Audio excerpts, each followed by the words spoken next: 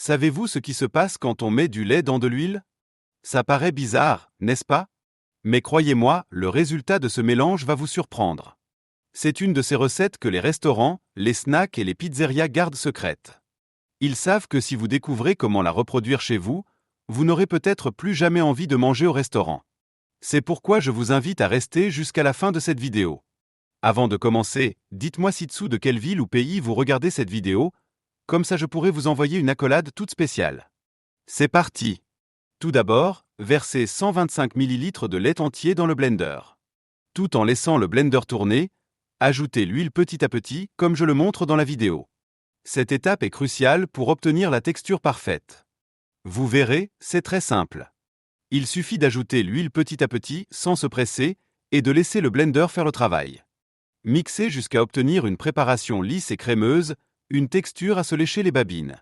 La base étant prête, ajoutons la touche finale. Pressez le jus d'un demi-citron directement dans la préparation, tout en mixant. Cela lui donnera une saveur incroyable et la rendra encore plus délicieuse. Passons maintenant à la couleur et à la fraîcheur. Si vous le souhaitez, ajoutez du persil et de la ciboulette. Ciselez-les finement et ajoutez-en une bonne quantité. Cela apportera une belle couleur verte et un arôme délicieux. Mixez le tout pendant 1 minute supplémentaire, afin que les ingrédients soient bien mélangés. Enfin, ajoutez 1 ou 2 pincées de sel, selon votre goût. Conseil: ajoutez le sel petit à petit et goûtez au fur et à mesure pour obtenir la consistance idéale. Et pour finir, ajoutez 2 gousses d'ail pelées dans le blender. Elles rehausseront la saveur de notre recette. Et voilà! Vous connaissez maintenant le secret que les restaurants préfèrent garder pour eux. Une mayonnaise verte ultra crémeuse et délicieuse, préparée avec des ingrédients simples et prête en un clin d'œil. Outre son goût, un autre point important.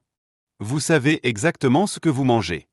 Sans conservateurs, sans colorants artificiels et sans ingrédients aux noms compliqués. Et le meilleur, c'est qu'après l'avoir essayé une première fois, vous vous rendrez compte de sa simplicité et de sa rapidité de préparation. C'est le genre de recette qui deviendra vite un incontournable. S'il vous en reste, conservez-la simplement dans un récipient hermétique au réfrigérateur. Elle se conserve 4 à 5 jours sans problème. Essayez-la chez vous et constatez par vous-même comment elle sublime le goût de vos sandwichs, burgers ou autres plats. Dites-moi ensuite ce que vous en avez pensé dans les commentaires. Si vous le souhaitez, vous pouvez aussi ajuster la saveur à votre goût, en ajoutant plus d'ail, plus de citron ou même une pointe de poivre pour une touche unique. L'important, c'est que vous ayez maintenant une recette maison pratique, facile à réaliser et qui fonctionne vraiment.